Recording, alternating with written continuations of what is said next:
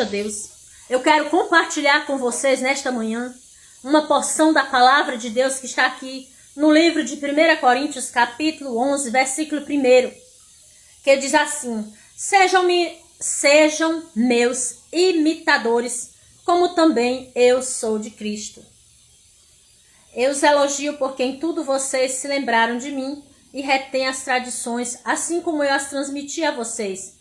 Quero, porém, que saibam que Cristo é o cabeça de todo homem e o homem é o cabeça da mulher. E Deus é o cabeça de Cristo. Aleluia! Louvado seja Deus!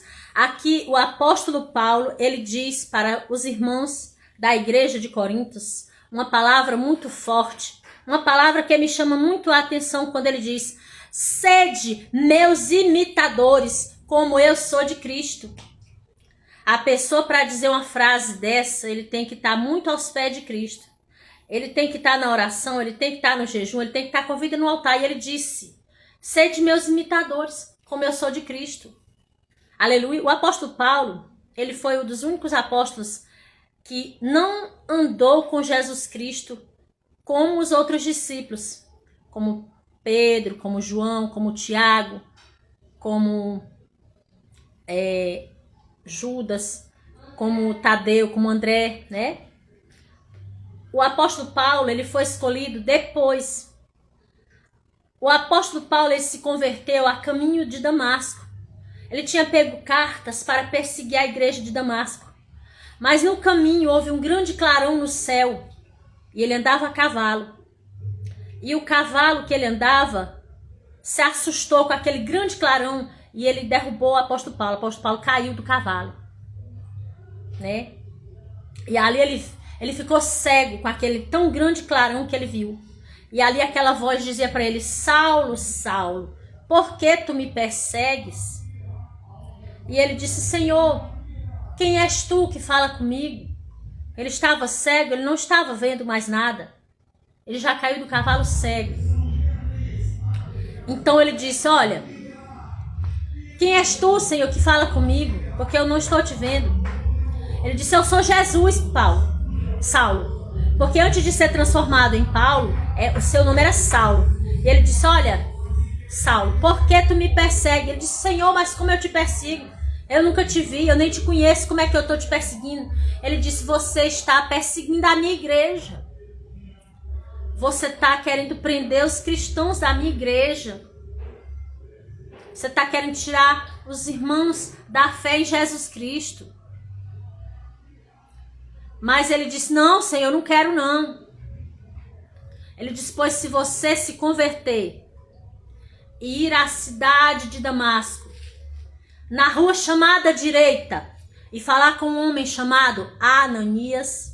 Mas esse Ananias não era o Ananias da Safira, porque se você vê lá no começo da história, no capítulo 2 do livro de Atos, Ananias e Safira morreram aos pés do apóstolo Pedro. Esse homem Ananias era outro Ananias. Esse Ananias de Damasco, que morava na rua direita, ele era um homem de comunhão com o Espírito Santo. Ele era um líder de célula. Podemos dizer como se ele fosse... Hoje em dia tem as igrejas em célula que é feito nas casas. Porque a igreja dele era na casa dele. A igreja de Ananias era na casa dele. Ele orava em casa. Ele reunia os irmãos oravam na casa dele. E ali eles guardavam o evangelho de Jesus Cristo, o evangelho puro, o evangelho de Cristo, o evangelho pregado pelo próprio Senhor Jesus. Ele guardava aquela fé. Ele guardou a fé. Guarde a sua fé em Cristo.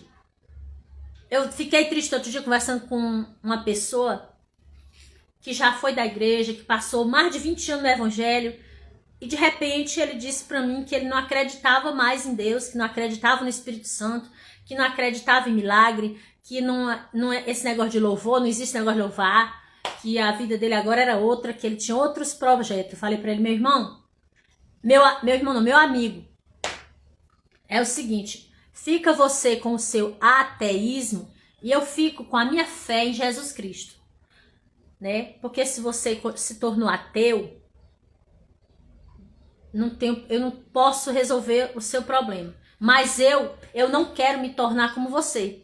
Eu quero continuar firme nas promessas de Jesus. Como está escrito no hino. Firme, firme, firme nas promessas de Jesus o Cristo. Firme, firme, sim, firme nas promessas de Jesus. Hino da harpa cristã número 107. Nós temos que manter firme a nossa confissão